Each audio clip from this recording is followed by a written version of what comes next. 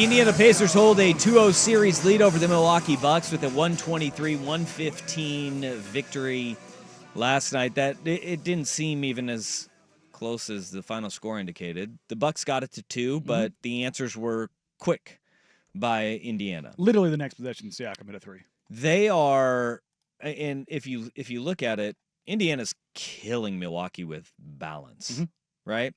They're a deep team, man. No player scored over 25 points. 6 players scored 14 or more, including all 5 in their starting 5, right? And then you look at the disparity of Milwaukee, and this is like where it's star-driven league, right? Giannis goes for 34, Portis goes for 28, Dame goes for 14. Other than that, you didn't get many shots or production, especially from Kyle Kuzma, who, goodness gracious, he was, I guess, better than game 1, but I mean, the bar is the floor. Buzz's girlfriend. Woof. Yeah. But there is some real hate. Siakam and Gary Trent Jr. got into it. Haliburton got into it. And Dame bowed up and chested up with him later in the game. And afterwards, Tyrese Haliburton was asked about the contentiousness between Damian Lillard and him. We're just competitors. I think that's what it is. He wants to win. I want to win. It's the highest level. You know, we're in the highest level in the most contentious moment here in the playoffs. He wants to win. I want to win. You know, we want to win. They want to win. So it's just competition at the end of the day. But yeah, I mean, we don't have to sit here and act like, you know, it's any secret. We don't like them. They don't like us. And that's just what it is. And they live for this. We live for this. So, you know, I could care less. I'm out here just trying to help my team win games. So there's got to be a little bit of back and forth. There's got to be a little back and forth. But I'm here to win. 2 things on that. First is I did not have in my mind Tyrese Haliburton sounding like a strength and conditioning coach of a college football team. Oh, have you never heard Hallie talk before?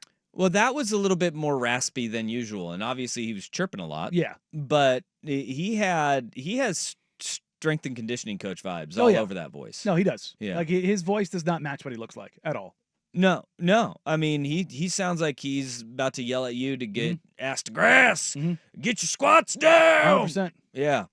But the other thing is it's real and it's a natural.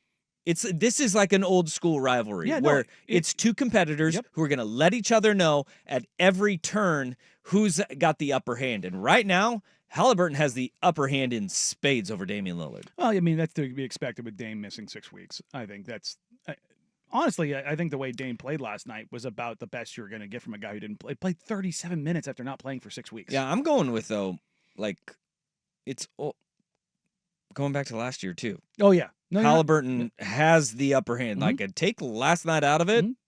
Going back to last year, what pissed Dame off the most when Hallie was doing Dame time in his face after they won? Yeah, he's got the upper hand on it. Hallie's got some instigator in him. And look, I'm a big fan of Hallie. I really am. I love the way he plays the game. Yeah. And I think when we talked about before we went to break was the idea of like how many guys scored for the Pacers, and that's not the mark usually of a title contending team, because you need to have, like, if Pascal Siakam is your best player or Hallie is your best player, you have to have a lot of other things to kind of overcome. And again, I love Hallie and I really think Pascal's a really good player, but as you get further into the playoffs, like if you're kind of playing that way, it usually doesn't bode well for you. But on the flip side of that, I think it's kind of the Steve Nash paradox, where it's like you have a guy that in Hallie who's a great shooter, who's more interested in keeping his team going. And really the only guy that's ever done that and won a title is Chauncey. I mean, you can be like, well, what about Dumars and Isaiah Thomas? I'm like, well, Isaiah Thomas was a bucket.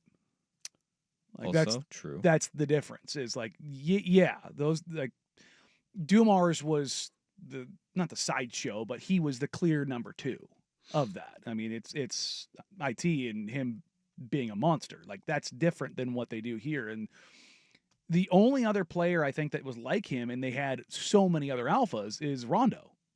Oh, yeah. Where, for those that don't know, like, Rajon Rondo is damn near a savant. And I'm not just talking about basketball, just in general. He's like an incredibly high-level chess player. He just sees the like. There's a straight line you can draw between guys like Rondo, Nash, Hallie. Their brains just work different. Yeah. And don't get me wrong, there's plenty of ego, but their ego comes from how they're able to set guys up and generate things. And it's a very, like, they just, it sounds so corny, they just see the game differently. Mm-hmm. They process the game differently. Like, Jokic is a bit like that, where he's hesitant to shoot sometimes. Sure. But it's like their brain is just wired to play the game very differently. And so it's interesting when you see Haliburton be so successful, air quotes, but he's not dropping, 30 and 10. It's a different kind of get off the ball, get on the ball orchestration that's just, it's hard to really pin down, but it's really fun and interesting to run. Whereas like when you had the matchups with Dame and Russ, it was two apex predators going at it. Yeah. This is these are two guys who are very good, but there's like, when you talk about styles make fights, like this is like the most awkward style matchup ever. Like there's like, they're going to go at each other, but they're going to go at each other so differently. Yeah. And they're more going to go at each other with their words. Yeah. More than anything else. And it did not help that Tyrese Haliburton had a little extra ammo yesterday. As we all know with all of these guys, all of the ammo, it seems to work. And we talked about this at the end of yesterday's show. Tyrese Haliburton in the anonymous players poll from The Athletic, he was voted the most overrated player in the entire NBA. And his coach, Rick Carlisle, didn't like it. Went to bat for him. I love this from Rick Carlisle. I heard about this, and the other guys on the list were Jimmy Butler and Giannis. All right, and I want to see the guys' faces that voted those guys. I want to see the faces of those guys. All right, this is a poll. Not everybody even answered in the poll.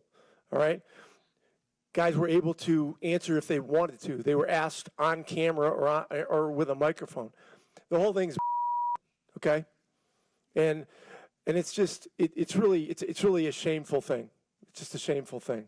All right, Jimmy Butler would be a finalist for MVP if he had gotten to Golden State a month and a half earlier. I mean, what that guy's done.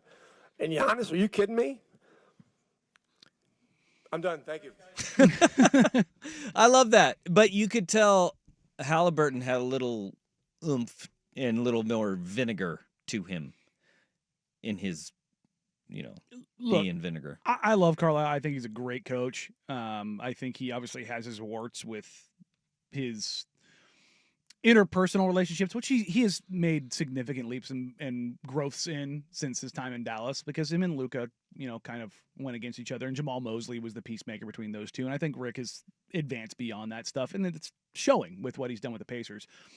But there's also some Woody Johnson from the Jets ownership from the NFL poll of like not even everybody voted in this. Like, it's like, come, Rick, like, I'm glad that he went to bat for him.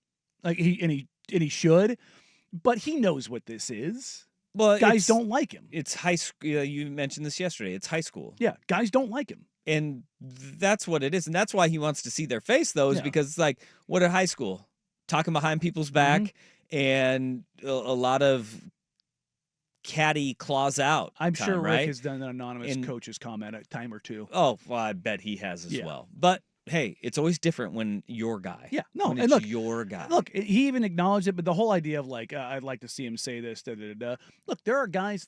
We were talking about this before the show. There are guys in the NBA that sit there and say Rudy Gobert's trash. Like his media generated 4 defensive player of the years, and it's like Luka hunted him last night, and he got him a couple times early in the game. In one-on-one matchups last night, Rudy Gobert held the Lakers to 5 of 17. 5 of 17. Yeah. He's really freaking good defensively. And the whole idea of like, Rudy got played off the floor. He's never been played off the floor defensively. He's been played off the floor offensively. Well, that's the thing. Don't like them because they are very good at what they do, and their personalities just don't jive with everybody. And then there's people that, like, he mentioned Giannis in there. There's, Giannis is probably the 3rd best player on the planet, but you still have NBA players that don't like him because they say that all he does is just be big and dunk. It's like, he doesn't have a bag. Like there are players in the NBA that just, I'm like, he doesn't need one. That's the point. Yeah. Is that he's so big, so strong, so athletic, so coordinated his size. He doesn't have to have that. Yeah. He's been the single best and most productive player through 2 games in the playoffs. I don't know. 14 of 20 is pretty efficient, even if you can't just be big and dunk. It's different. It's just like you Yeah. just watch him play, and like so people are like, oh, he can't hezzy tween pull up, Jimbo, and it's like, okay, I don't care. Yeah. Well, I think there is value though in the anonymous polls. 'Cause you in get that people to you'll say get stuff. people that will say things that they normally wouldn't say, and you get their true feelings. But also, you get a lot of guys that will say things that are just out of pocket Catty. and absolutely crazy.